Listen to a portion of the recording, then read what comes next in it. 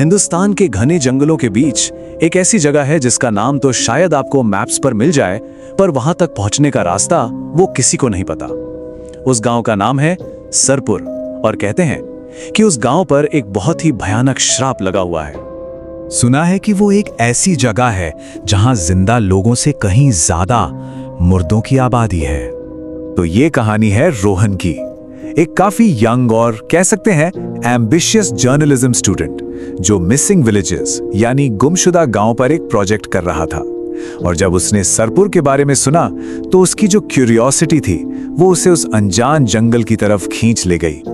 अब देखिए, आसपास के लोगों ने उसे बहुत रोका, चेतावनियां भी दी, पर रोहन ने उन सब बातों को अंधविश्वास माना और उन्हें टाल दिया। उसे तो बस सच जानना था और इसके लिए वो अकेले ही उस घने जंगल में उतर गया। जंगल में घुसने के कोई 2 घंटे बाद उसे कच्चा सा रास्ता दिखा, पर रास्ते पर जो निशान थे वो बड़े अजीब थे। मिट्टी में हाथों के निशान थे जो ऐसे लग रहे थे जैसे किसी को जमीन पर घसीट कर ले जाया गया हो। और थोड़ा आगे बढ़ने पर उसे एक पेड़ से लटकता हुआ लकड़ी का बोर्ड मिला। उस बोर्ड पर खून से लिखा था, रात होने से पहले निकल जा वरना हम तुझे रोक लेंगे। रोहन ये देखकर ना हंस पड़ा। उसे लगा ये बस उसे डराने के लिए किसी की शरारत है और वो बेफिक्र होकर आगे बढ़ गया। शाम होते होते आखिरकार रोहन सारपुर पहुंच ही गया, लेकिन गांव में कदम रखते ही एक अजीब सी दिल को बैठा देने वाली खामोशी ने उसे चारों तरफ से घेर लिया। गांव पूरी तरह से सुनसान पड़ा था।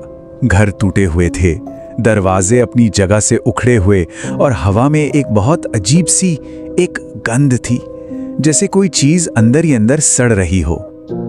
पर सबसे अजीब चीज थी एक निशान। हर घर के बीच में जमीन पर लाल रंग से एक 3 कोने वाला सिंबल बना हुआ था। ऐसा लग रहा था जैसे ये किसी अनजान, किसी पुराने रिचुअल का हिस्सा हो। तभी जैसे ही वो एक घर के पास से गुजरा, उसके ठीक पीछे से एक फुसफुसाहट सुनाई दी, वापस जा, रात हो रही है। रोहन एकदम से तेजी से पलटा, पर वहां कोई नहीं था। बस दूर एक अंधेरी गली से घंटी की हल्की सी आवाज आई और फिर सब शांत हो गया। अब सूरज पूरी तरह से डूब चुका था। अंधेरा इतनी तेजी से बढ़ रहा था मानो वो रोहन को निगलना चाहता हो। उसने सोचा कि गांव के एक पुराने स्कूल की बिल्डिंग में रात गुजार ले। शायद उसे अंदाजा भी नहीं था कि असली खेल तो अब शुरू होने वाला था। स्कूल के अंदर धूल से भरी हुई उस क्लासरूम में ब्लैकबोर्ड पर चौक से साफ साफ लिखा था, यहां कोई मरकर भी पास नहीं होता।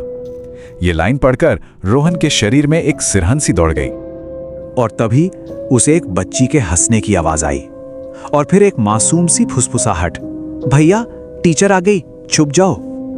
इससे पहले कि रोहन कुछ समझ पाता, उसकी टॉर्च टिमटिमाई और बंद हो गई। घोर अंधेरा छा गया और उस अंधेरे में आगे क्लासरूम के कोने से एक लंबा साया उभरा। उसकी आंखें अंधेरे में बिल्कुल सफेद चमक रही थीं। उसके हाथ में एक घंटी थी और जैसे ही उसने घंटी बजाई, कमरे में पड़ी सारी टूटी हुई बेंचेस अपने आप जमीन पर रगड़ती हुई हिलने लगीं। रोहन चीखते हुए वहां से भागा। दौड़ते दौड़ते रोहन गांव के किनारे तक पहुंच गया। वहां उसे एक बूढ़ी औरत दिखाई दी। उसे देखकर रोहन की सांस में सांस आई। वो बिल्कुल नॉर्मल लग रही थी। उसने रोहन को हाथ से रोकने का इशारा किया। उस औरत ने कहा, बेटा तुम यहां नहीं रुक सकते, सरपुर पर नाग देवता का श्राप है। उसने बताया कि सालों पहले गांव वालों ने एक पवित्र सांप को मार दिया था और बस उसी दिन से हर रात नाग देवता अपनी फौज लेकर आता है और गांव में मौजूद हर जिंदा इंसान को अपने साथ ले जाता है ताकि ये गांव कभी आबाद ना हो सके। रोहन ने कांपती हुई आवाज में पूछा, ये सब आपको किसने बताया? वो बूढ़ी औरत अजीब तरह से मुस्कुराई। उसकी मुस्कान में दया नहीं, एक अजीब सी ठंडक थी। वो बोली, मैं भी उन्हीं में से हूं बेटा, हम सब यहां मर चुके हैं। रोहन की नजर जब नीचे गई तो उसके पैरों तले जमीन खिसक गई। उस औरत के पैर जमीन से 2 इंच ऊपर हवा में थे। अब वो समझा, वो किसी जिंदा इंसान से नहीं, एक आत्मा से बात कर रहा था। ये समझते ही रोहन पलटा और अपनी जिंदगी बचाने के लिए दौड़ा, लेकिन अब शायद बहुत देर हो चुकी थी। उसके पीछे पूरा का पूरा गांव जाग उठा था। हर घर से चीखें, सांपों की फुफकार और घंटियों की आवाजें आने लगीं। अंधेरे घरों के दरवाजे अपने आप खुल रहे थे, जैसे पूरा गांव उसे शिकार करने के लिए निकल पड़ा हो। तभी एक विशाल सांप जैसी आत्मा, जिसकी आंखें दूध जैसी सफेद थी, उसके सामने आ गई। उसने रोहन को जकड़ लिया और उसके कान में फुसफुसाई, तू रात के बाद अंदर का नहीं, पर अब बाहर का भी नहीं। रोहन की एक आखिरी चीख पूरे जंगल में गूंजी और फिर सब कुछ खामोश हो गया। कई दिनों बाद सर्च टीम को जंगल में सिर्फ एक चीज मिली, रोहन का कैमरा।